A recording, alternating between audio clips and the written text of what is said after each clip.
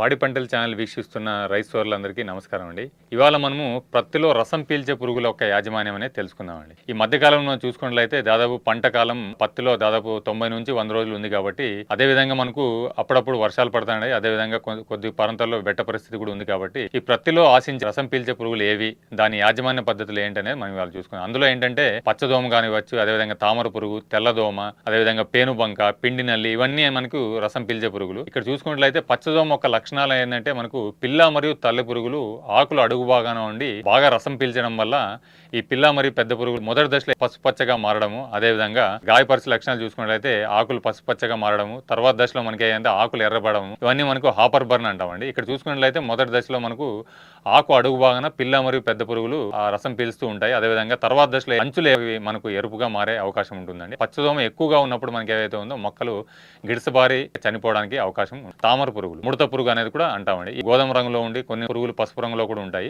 అదేవిధంగా పిల్ల పురుగులు ఏవైతే ఉన్నాయో దానికి పిల్ల పురుగులు, అదేవిధంగా తల్లి పురుగులు కూడా ఇక్కడ కూడా ఆకు అడుగు భాగం నుండి రసం పీల్చడం వల్ల ఆకులు మెరుస్తూ కనపడతాయండి. ఇక్కడ మనకు చూసుకున్నట్లయితే రకరకాల ఈ తామర పురుగులని మనకి చూసుకుంటాను పత్తులు. అదేవిధంగా ఈ పెద్ద పురుగులు, అదేవిధంగా చిన్న పురుగులు మనం చూసుకున్నట్లయితే చాలా చిన్నవిగా ఉండి ఆకు అడుగు భాగాన ఉండి రసం పీలుస్తూ ఉంటాయి. ఇక్కడ గాయపరచు లక్షణాలు చూసుకున్నట్లయితే ఆడ పురుగులు లేత ఆకు వర్ణంలో ఉంటాయి. అదేవిధంగా మగ పురుగులు అయితే కొద్ది వరకు గోధుమ రంగులో ఉంటాయి. పిల్ల మరియు పెద్ద పురుగులు ఆకులు అడుగు భాగాన రసం పీల్చడం వల్ల ఆకులు బాగా ముడుచుకుపోతాయి. ఆకు వెనకాల మనకు మెరుస్తూ కనపడదండి, అంటే వెండిలా మనకు మెరుస్తూ కనపడదండి. కాబట్టి ఇది ఒక ప్రత్యేకమైన తామర పురుగుల యొక్క గాయపరచు లక్షణం. పేనుబంక, ఈ పురుగులు కూడా మనకి ఏంటంటే గుంపులు గుంపులుగా ఉండి అదేవిధంగా తల్లి పురుగులు కానివ్వండి, పిల్ల పురుగులు కానివ్వండి, ఇవి కేవలం మనకు చూసుకున్నట్ల పచ్చదోమ కానివ్వండి, తామర పురుగు కానివి కేవలం ఆకు అడుగు భాగాన ఉంటాయి. కాకపోతే ఈ పేనుబంక అనేది మనకి ఆకు అడుగు భాగాన, ఆకు పై భాగాన, అదేవిధంగా కొమ్మల మీద, కాయల మీద అన్ని భాగాల పైన ఈ గుంపులుగా ఉండి రసం పీలుస్తూ ఉంటాయండి. ఈ గుంపులుగా ఉండి రసం పీల్చడం వల్ల ఏమవుతుందంటే ఇది ఒక తేనె లాంటి పదార్థం అనేది విసర్జిస్తూ ఉంటుంది.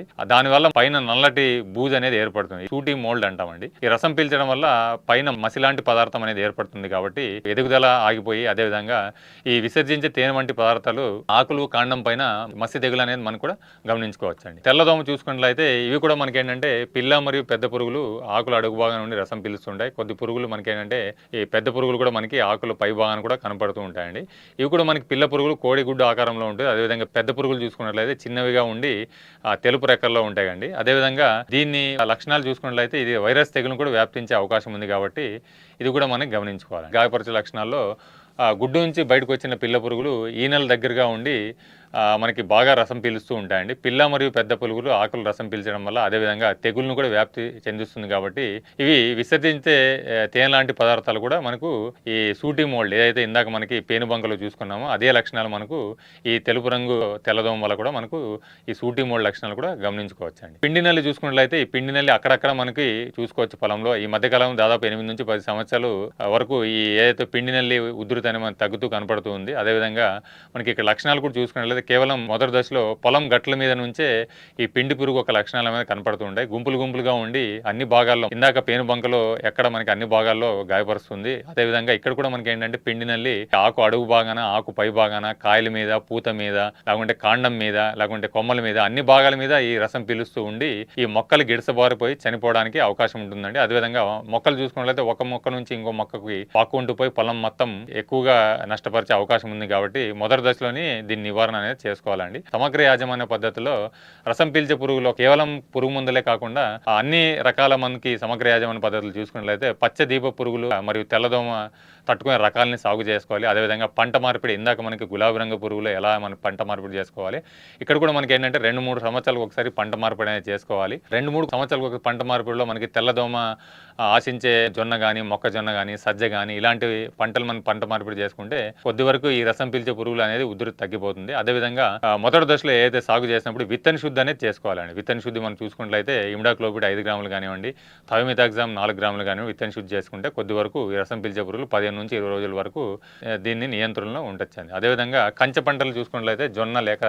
మొక్కజొన్న కంచె పంటగా వేస్తే అందులో మనకి పరాన్న జీవులు కూడా మనకి అందులో వృద్ధి చెంది మనకి రసం పీల్చే పురుగుల మీద ఆధారపడి తింటాయి. కాబట్టి కొద్ది వరకు దాని నియంత్రణ మనం ఉంచుకోవచ్చండి. అంతర్ పంటల్లో చూసుకున్నట్లయితే పత్తి పొలంలో మనకి ఏదైతే ఉందో అంతర్ పంటలో పెసర కానీ, మినుము కానీ, సోయా చిక్కుడు కానీ, అలసంద కానీ ఇవి కూడా మనకు సాగు చేసుకున్నట్లయితే కొద్ది వరకు ఈ రసం పీల్చే పురుగులు కూడా మనం నియంత్రించుకోవచ్చు. కాండం పూత ఏదైతే మోనోక్రోటోఫాస్ కానీ, ఫ్లోనిక్ అమైడ్ 50% WG అనేది కూడా మనకి ఇమిడాక్లోపిడ్ 1:20 నిష్పత్తిలో 30 రోజులకి, 45 రోజులకి, 60 రోజులకి ఒకసారి కాండానికి పూయడం వల్ల మనకి ఏదైతే ఉందో రసం పీల్చే పురుగుల ఉధృతిని కూడా మనము నియంత్రించుకోవచ్చండి. అదేవిధంగా జిగురెట్టలు ఖచ్చితంగా ఎకరాకు ఒక 6-8 జిగురెట్టలు మనకి పసుపు జిగురెట్టలు కానివ్వండి, అదేవిధంగా బులుగు జిగురెట్టలు కానివ్వండి ఏర్పరచుకున్నట్లయితే కొద్ది వరకు ఈ రసం పీల్చే పురుగుల ఉధృతి కూడా మనం నివారించుకోవచ్చు.